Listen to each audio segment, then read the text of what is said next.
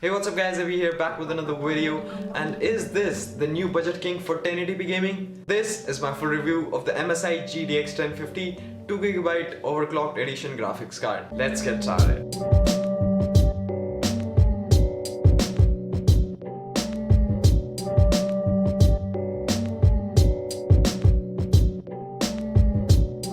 If you want to see a cool unboxing of this GPU, a card will pop up right now and will take you there if you want. And with that said, let's get started. This card is the cheapest member of the GTX 10 series graphics card and is aimed at 1080p gaming. So we have chosen a rig to benchmark that is budget friendly. So let's talk about the overall size and design first. As there is no founder's edition of this graphics card, the design of this MSI's GTX 1050 is truly unique. Mainly MSI gives the Gaming X version of their graphics card featuring the twin Frozer cooler design, but here we have a bit of a different story, as this single fan option is quite sensible for these base model OC versions. As here the twin Frozer coolers have been swapped out for the single fan, as it helps in getting a much more compact design, which makes installing these budget graphics card easier even in the smallest mini ITX cases, which doesn't have much space to fit a full-fledged twin Frozer design. This card measures just 107mm long, which is quite compact as the PCB is just 250mm long. But it's sad that MSI have added next 27mm to the length with this plastic body hanging out, which is there for no reason, as it doesn't serve any purpose rather than looks. The entire card weighs just 329 grams and the cooler accommodates it 60%, including the fan, the plastic shroud and the tiny aluminium heatsink. And the cooler is just about 93 grams, and that's pretty light, right? So this thing is tiny for sure.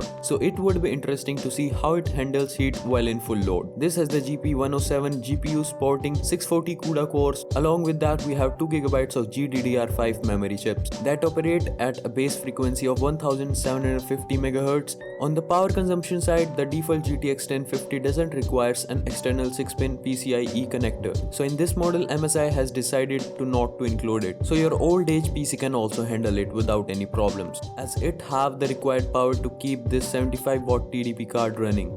The I/O includes a DisplayPort 1.4, a HDMI 2.0 and 2 link DVI output, which should cover the needs of most of the users. And yes, you can use all of the 3 ports simultaneously without any problems, as this card isn't SLI capable, so you need a lot of ports. Though Nvidia set the default clock specifications of the GTX 1050 at 1354 MHz for the base clock and 1455 for the boost clock, MSI has beefed up these frequency a little bit, making the base clock to 1404 MHz and the boost clock to 1518 MHz. Overall, this is a 4% overclock and you should not expect much from it. By the way, this costs $110 or around 12k here in India, and this graphics card is based on the latest Pascal structure by Nvidia. And now it's benchmarking time. And the rig that we will be using has a Core i3-6100T with the stock cooler, 16GB of Crucial Ballistics DDR3 RAM, 850W power supply, and for storage we have the Samsung SSD 850 Pro, on which the Windows 10 Pro 64-bit is installed.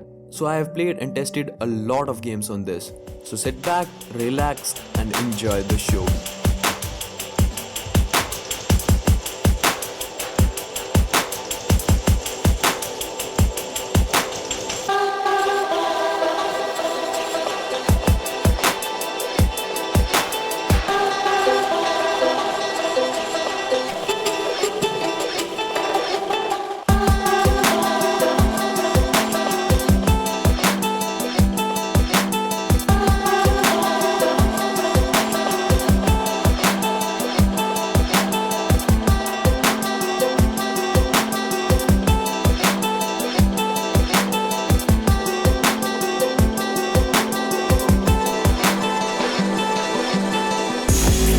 Those were the benchmarks in front of you. So overall, this GTX 1050 2GB edition does what it is aimed for pretty well, and that is 1080p gaming. As you must have seen, every game was fully playable at their respective frame rates, with a little bit of tinkering with the graphic settings. And on heating side, this handled it like a champ, which is quite amazing as looking at the small heatsink that it has. And it was also pretty quiet even under the full load, which makes it a go-to pick for those mini ITX builds which doesn't have much airflow. So this is a quite beast for its price. And the best part is that you can take almost any PC with a PCIe x16 slot and it will work just fine with that, as no external power is required and all of the needed power is supplied through the slot itself, and that's one less cable to worry while doing the cable management. So the conclusion is that this GTX 1050 is a great entry-level budget graphics card for the 1080p gaming and is nothing overkill, as even with my ultra-wide monitor which has a bit higher resolution than Full HD, it handled everything like a champ, and I can surely say that this is a budget king rather than the AMD 460 which is priced a bit higher. This card is a huge improvement over the last year's 950 and is surely worth the upgrade. In case if any of you are interested in the product, the best buy links will be in the description box down below. If you enjoyed the video, smack the crap out of the like button and subscribe also if you haven't already. And I will see you guys in the next one.